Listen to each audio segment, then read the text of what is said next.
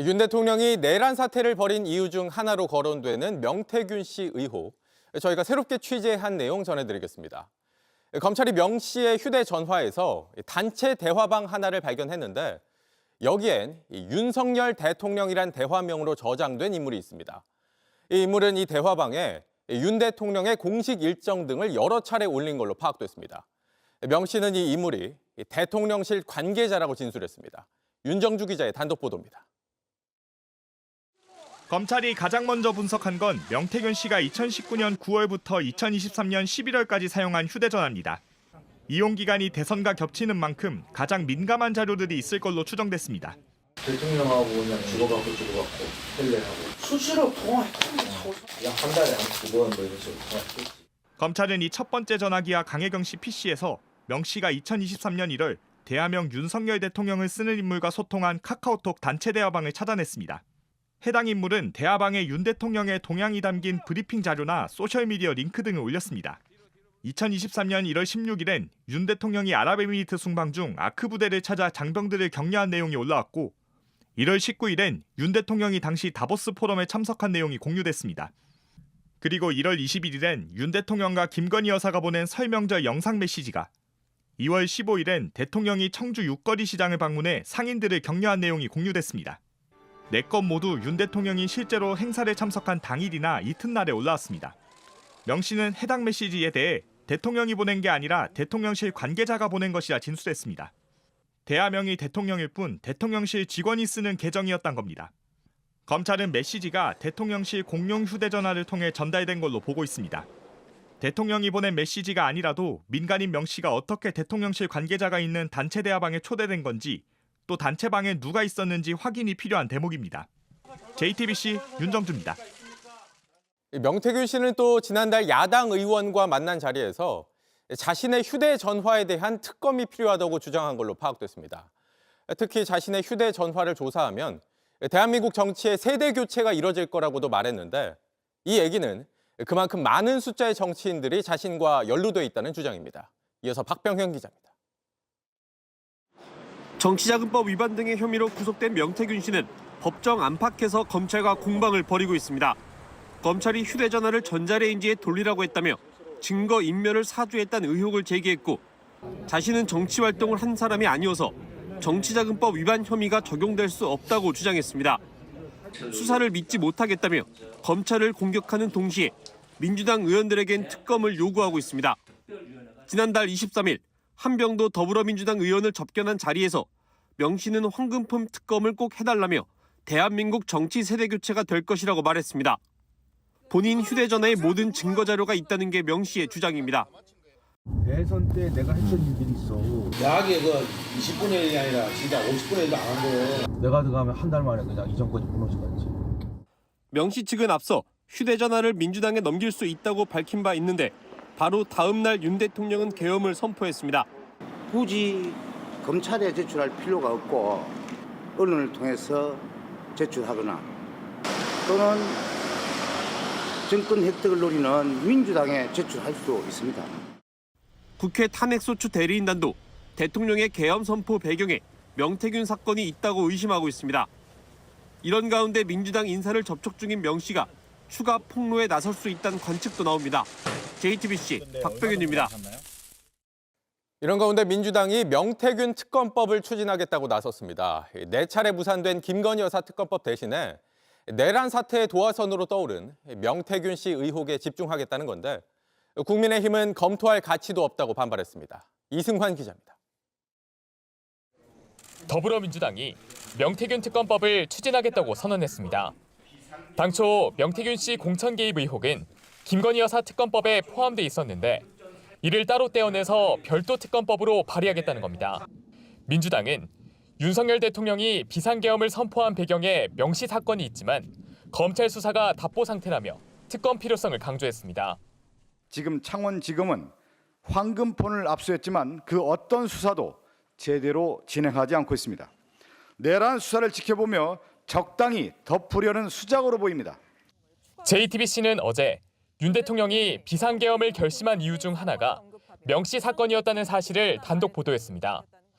김용현 전 국방부 장관이 검찰 조사에서 윤 대통령이 검사, 감사원장, 국방부 장관 탄핵 등과 함께 명태균 공천 개입 사건을 언급하면서 비상대책이 필요하다 말한 것을 들었다고 진술했다는 겁니다. 앞서 명 씨를 면회한 박범계 민주당 의원도 비슷한 이야기를 들었다고 했습니다. 왜 12월 3일이었을까요? 라는 것을 제가 명태균 씨에게 물었습니다. 그랬더니 명태균 씨 답이 쫄아서입니다. 한건폰과 관련된 더 이상 참을 수 없다. 더 이상 다른 방법이 없다라고 하는 윤석열의 어떤 판단이 들어가서 민주당 원내 지도부 관계자는 JTBC에 김건희 여사 특검법의 범위가 너무 넓기 때문에 내란 사태와 더 직접적 관련이 있는 명태균 씨 사건에 집중하려는 것이라고 설명했습니다. 또 명 씨 사건에 개입된 여당 인사들이 여럿 있는 만큼 여당 내 분열을 통해 특검법 통과 가능성을 높이려는 전략도 깔린 것으로 전해졌습니다. 이에 대해 국민의힘은 명 씨 사건은 수사가 진행 중인 사안으로 특검을 추진할 필요 자체가 없어 검토할 가치조차 없는 사안이라고 했습니다. 검찰은 비상계엄 당일 윤석열 대통령이 이상민 당시 행정안전부 장관에게 언론사 단전 단수를 지시했다고 공소장에 적시했습니다. MBC를 비롯한 방송사 2곳과 신문사 2곳, 여론조사꽃 등 모두 5곳입니다. 윤 대통령이 대통령 집무실로 들어온 이 전 장관에게 24시경 이들 언론사들을 봉쇄하고 소방청을 통해 단전 단수하라는 내용의 문건을 보여줬다는 겁니다. 앞서 윤 대통령이 최상목 당시 경제부총리와 조태열 외교부 장관, 조지호 경찰청장에게 문건을 전달한 건 드러났지만 이 전 장관 문건은 이번에 처음 확인됐습니다. 이 전 장관은 이후 밤 11시 34분쯤 조지호 경찰청장에게 전화해 경찰 조치 상황을 확인했습니다. 그리고 3분 뒤인 11시 37분쯤 허석곤 소방청장에게 전화해 자정쯤 MBC를 포함한 언론사 등 5곳에 경찰이 투입될 거라며 경찰청에서 단전 단수 협조 요청이 오면 조치해줘라고 지시했다는 내용도 공소장에 적시됐습니다. 그 언론사에 대한 그 이야기가 있었다. 그 내용이 단전 단수 이 이야기가 그런 뉘앙스가 있었다라고 말씀을 이야기를 했고요. 이후 허 청장은 소방청 차장에게, 차장은 서울 소방재난본부장에게 전화해 포고령과 관련해 경찰청에서 협조 요청이 오면 잘 협력해달라는 취지의 요청을 여러 차례 한 것으로 드러났습니다. 실제 단전 단수로 이어지지는 않았지만 전기와 수도를 끊어 언론 기능을 마비시키겠다는 건 언론 자유를 부정한 헌법 위반입니다. 앞선 경찰 조사에서 이 전 장관은 소방청장과 단전 단수 통화 내용을 밝히지 않았고 계엄 당일 별도의 문건도 받은 적 없다고 부인했습니다. 언론사뿐만 아니라 성간이 단전 단수 사전 계획한 바 있습니까, 증인? 증언하지 않겠습니다. 공수처에서 이 전 장관의 내란 혐의 사건을 다시 넘겨받은 경찰은 조만간 소환 조사에 나설 걸로 보입니다. 헌법재판소에 나온 김용현 전 국방장관은 비상계엄 선포 직전 국무회의 심의를 거쳤다고 주장했습니다. A4 한 장짜리 계엄 선포문을 국무위원들에게 나누어 줬다는 겁니다. 종북 반국가 세력들을 척결하고 헌정 질서를 지키기 위해서라며 지역은 전국, 일시는 12월 3일 22시부터 계엄사령관은 박안수 육군참모총장으로 해서 비상계엄을 선포한다는 내용입니다. 계엄 선포문을 제가 다 이렇게 개별적으로 그 국무위원들한테 나눠주고 그 의안으로 이제 했기 때문에. 그런데 이 문건을 봤다는 국무위원이 없습니다. 검찰은 당시 그 자리에 있었던 최상목 대통령 권한대행으로부터 어떤 안건이나 자료를 받은 적 없다는 진술을 확보했습니다. 최 권한대행은 또 누군가 유인물을 나누어 주는 것도 못 봤다고 여러 차례 답했습니다. 최 권한대행 이후 송미령, 조규홍, 오영주 장관 순으로 대통령실에 도착했는데 송 장관도 MBC와의 통화에서 계엄 선포문을 본 적 없다고 했습니다. 국무회의가 의안도 없이, 국무위원 서명도 없이, 회의록도 없이 단 5분 만에 요식행위로 끝났다는 게 검찰 수사 결과입니다. 한덕수 국무총리 등 다른 국무위원들도 실체적, 절차적 하자가 있었다고 인정합니다. 그런데 윤 대통령과 김 전 장관만 국무회의가 열렸다고 주장하고 있는 겁니다. 누가 그러더라고요. 뭐 행운의 편지인 줄 알고 안 열어봤냐 이런 얘기까지 하던데 저는 사실 조금 상식적으로 이해하기는 어렵습니다. 왜냐하면 본인이 강하게 반대는 했습니다마는 대통령 바로 옆에 눈짓으로 이렇게 얘기를 하고 옆 사람이 누군가가 줬다는 거 아닙니까?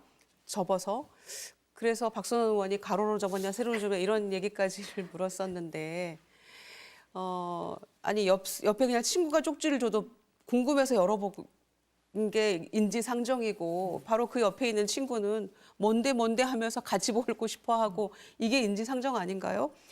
그래서 이거를 보지 않았다는 것도 믿기 어렵지만 그 내용도 심각한 내용 아니었겠습니까? 뭐 예비비 다 준비하라는 것도 국회 예산 다 없애라 이런 거 포함해서. 그런데 박범계 의원이 얘기하면서 어제 국회에서 열린 국조특위에서는 그걸 얼핏 봤는데 무슨 유동성 이런 얘기를 하더라는 거예요. 그러니까 그 쪽지 안에 없는 내용인데 다른 얘기를 했다는 거죠. 그래서 그 인과관계는 무엇인지도 궁금하고요.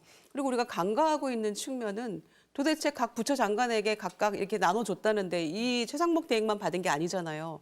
그러면은 대통령실 안에서 누가 그걸 작성을 했는지, 거기에 어떤 연루된 관계자는 누구인지 이런 것들에 대해서도 명확히 밝혀야 됐기 때문에, 그리고 김용희 장관은 뭐 찬성하는 장관도 있었다라는데 한도수 총리는 전혀 없었다라고 서로 지금 다른 얘기를 하고 있기 때문에 그래서 내란 특검이 필요하다는 건데 안 되고 있는 거잖아요. 그러니까 이런 것들이 서로 얘기가 다르다. 다르네? 그냥 안 봤어. 접혀 있었는데 바로 차관보한테 그냥 줬어요.